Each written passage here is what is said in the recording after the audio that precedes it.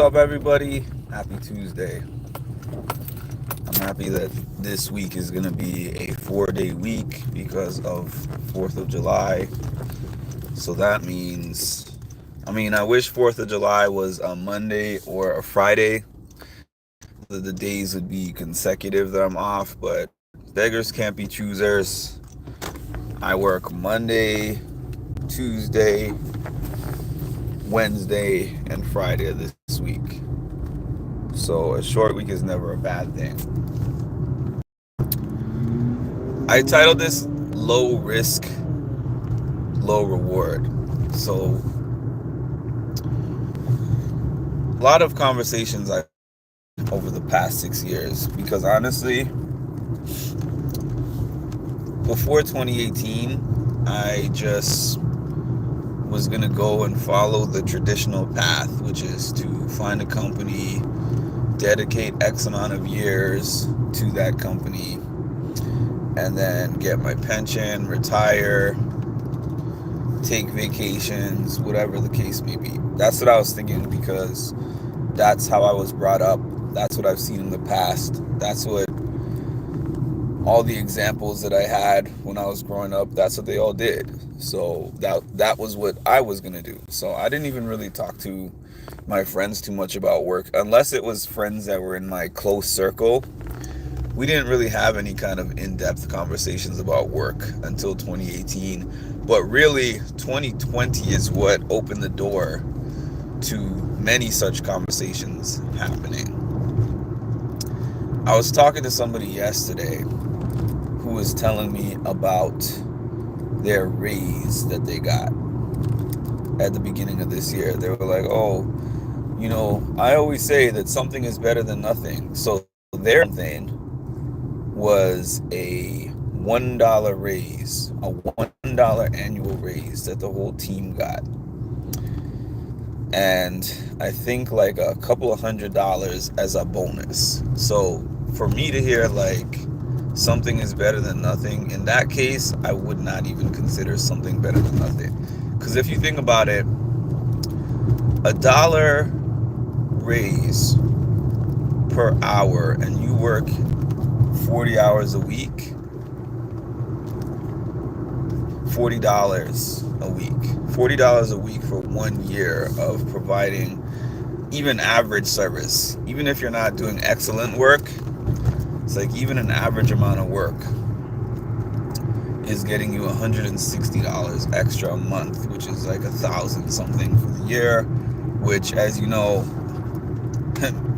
might amount to like one of your bills. Hi, good morning.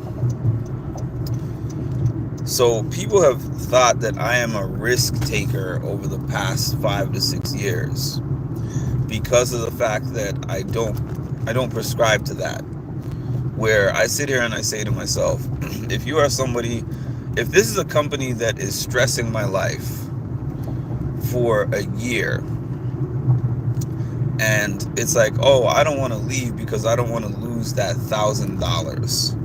I was actually in a position a few years ago where I knew that there was an annual bonus due, and I would have had to stay. The way their annual bonuses went was that you don't get the bonus until like March or April for the work that you did the previous year. So think about what I'm saying.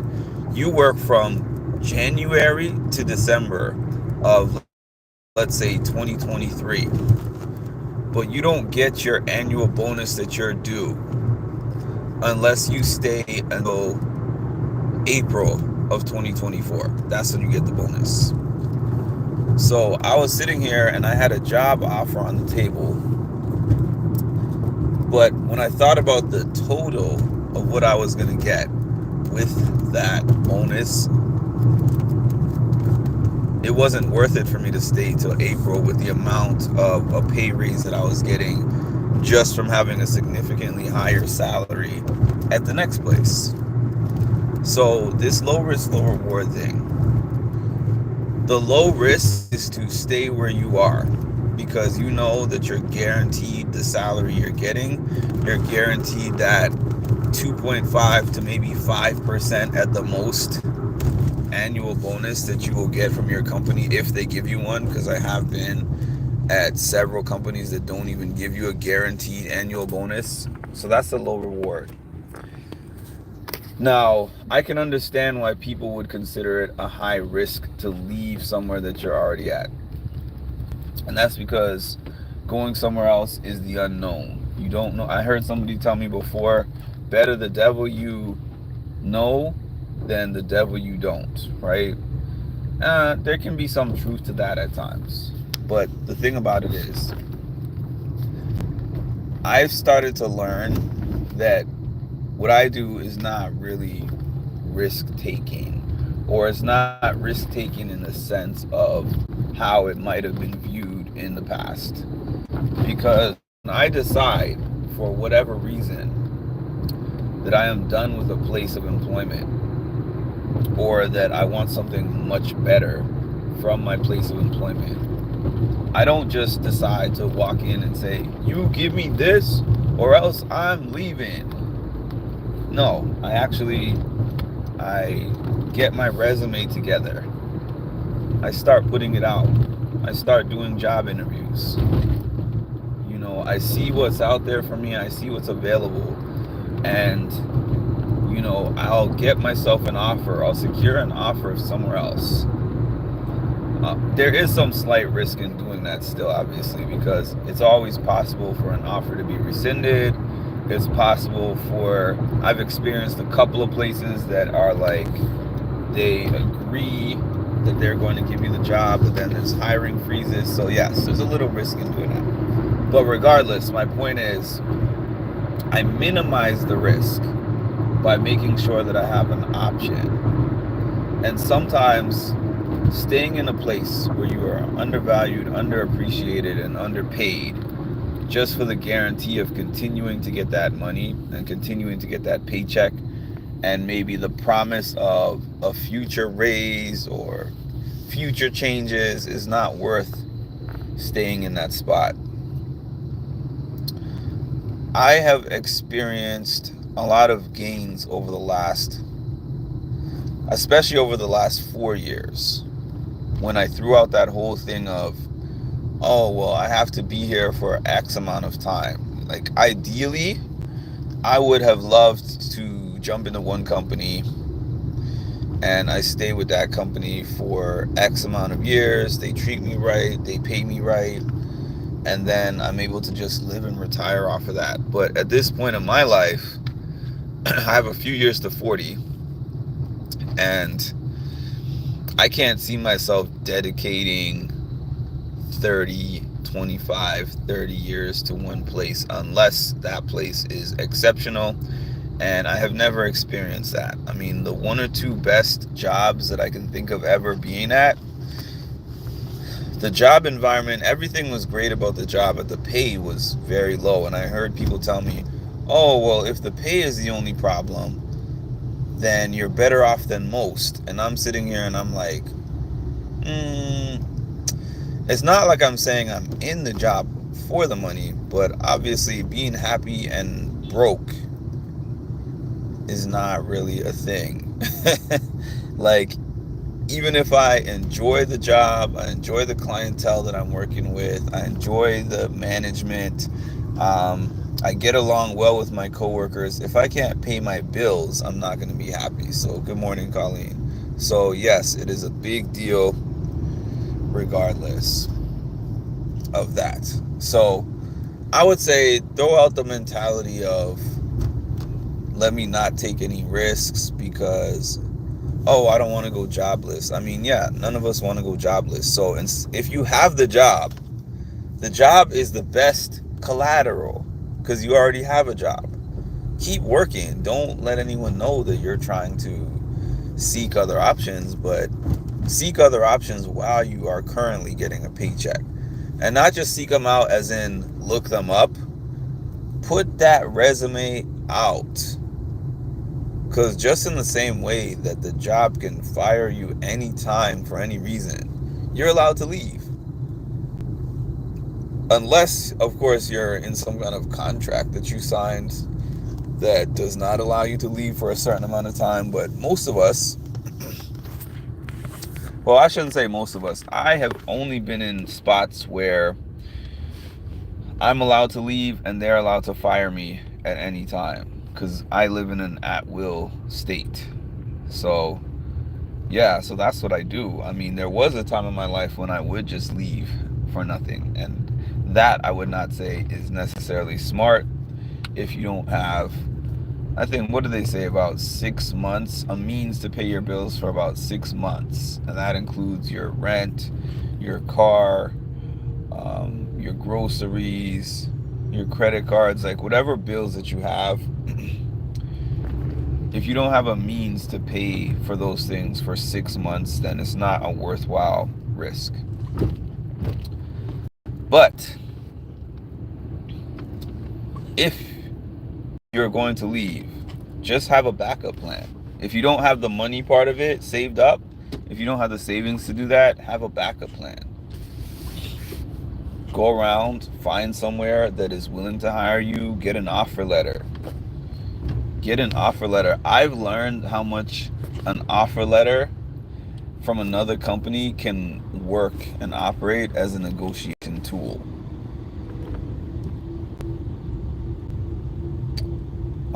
Okay.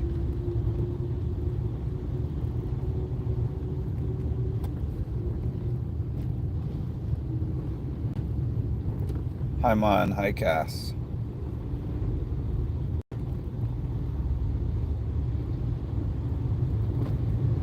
Alright, anyways, as I was saying, I've learned how having another offer letter on the table can work as a negotiation tool, because I've told this story on here before of how I got another job when I was fed up with the company that I was with.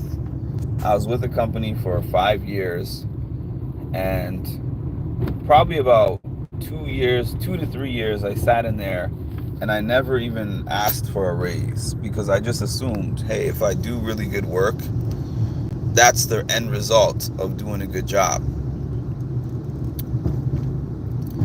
So you go to tell them you have another offer. It depends. I mean, it depends. It depends on your situation. But what I'm trying to say is, like, if there's something that you want out of your job and you've thought about this, like, let's say, I'm just throwing numbers out there. Let's say that your job is giving you $50,000, right? And you've been sitting in that job for 2 years. And you've asked them for a raise. You do really good work and you've been asking them for a raise. And they don't give you that raise for those 2 years. And then you've gotten to a point where you've decided, I either want the raise or I want to leave the company for somewhere that is going to pay me more appropriately for my services. In that case, if you earnestly actually would leave them for that other job, then yes, I would say, I have done this personally, and I even advised one of my friends to do it, and it worked for them, where they said, ideally, I would like to stay in this company. I've been here for X amount of time. I've appreciated X, Y, and Z about working here, but I have salary needs based on the cost of living, however you want to say it. And I have interviewed for another position at another company, and they offered me a job, and the job pays such and such percentage more than what y'all are paying me. Go from there. I mean, it's not for everyone. It's not for everyone. I know that it's a hard thing to do. It was a hard thing for me to do the first time. But the next 3 times, a whole different story.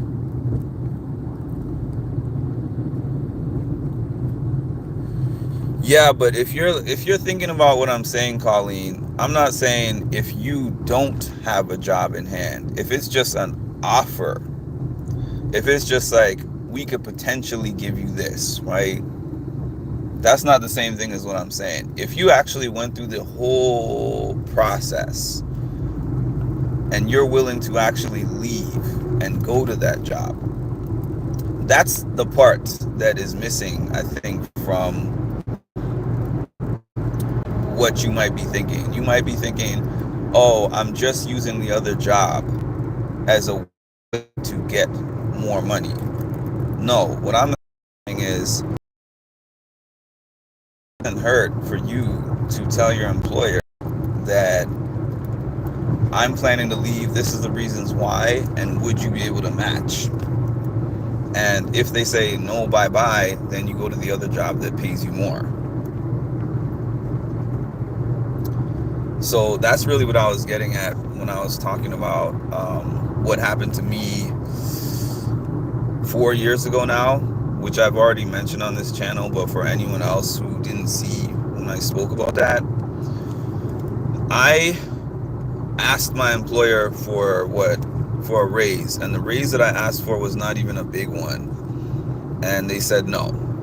The first time they basically said, you're not worth that, but if you work this hard over this amount of time, then we can revisit the conversation. So I was like, okay, I'm still relatively new to this field, so I'm going to work hard for that amount of time. And I wrote it in my calendar, like, this is the time period that they gave me, and I'm going to ask for that raise after I work for this amount of time. So I did revisit the conversation. I said, hey, you told me that if I work hard this amount of months that you're going to give me a raise. They said, oh, sorry, Mark, it's not in the budget. But 6 months from now, we can revisit the conversation. So now this is 2 to 3 times that I've gotten that response. And then the third time, I had one more time where I was like, this is the last time. This is the last time that I'm even asking, because you postponed me for like 1.5 years at this stage. You said that my work is good. There's nothing wrong with my work. I've been doing well, but you keep telling me 6 months, 6 months, 6 months. So I was just fed up at that point. And then I'm like, to myself, I said, I'm leaving. So I put my resume out there. I did several interviews. I actually got 3 different job offers at that time. And I picked the one that I thought was the best out of the 3. And actually, the job did not pay significantly more than the job I was at. It paid about $5,000 to $6,000 more annually than the job that I was at currently. But it was just like, it's a new start. The amount of extra they're paying me is about the amount that I asked for from my job. That was about what I asked them for. So I'm like, okay, I'm going to take this job. It wasn't like I'm going to take this job and use it as a bargaining chip. And I'll never forget the call that I got from senior leadership. And they were like, Mark, why are you leaving? You're such a good employee, blah, blah, blah. Like, this person that would always tell me how bad of a job I'm doing suddenly was telling me that I was doing an amazing job, and they would miss me if I left, and all the clients would miss me, the staff, this and that. So I was just like, so they were like, well, what would it take for you to stay? And my mind was not on staying at that point in time. And I was like, no, there's nothing you can do to make me stay. And then they said, oh, can I call you back later and we can discuss this again? And I was like, okay. Something made me say okay. So I called a couple of my friends. One of them was somebody who worked in HR. It was like a friend that worked in HR, not with me, but somebody I knew that was a friend that worked in HR. And the other one was just a friend that is kind of very knowledgeable about job negotiations. And I mentioned that conversation, and the friends, both of them were like, this is your time to swing for the fences. They said, let me ask you something. Are you actually? And I said, yes, I am. And they basically said, well, what do you have to lose by asking your job that you're at now, what is the best thing that they can give you? in order to make you stay. So I thought about it for a while. Quite frankly, I still wanted to leave, but I was like, you know what? Let me give it a try.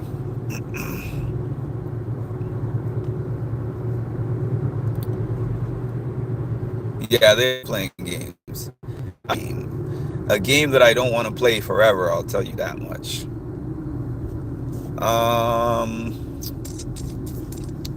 I might have to make this a part two.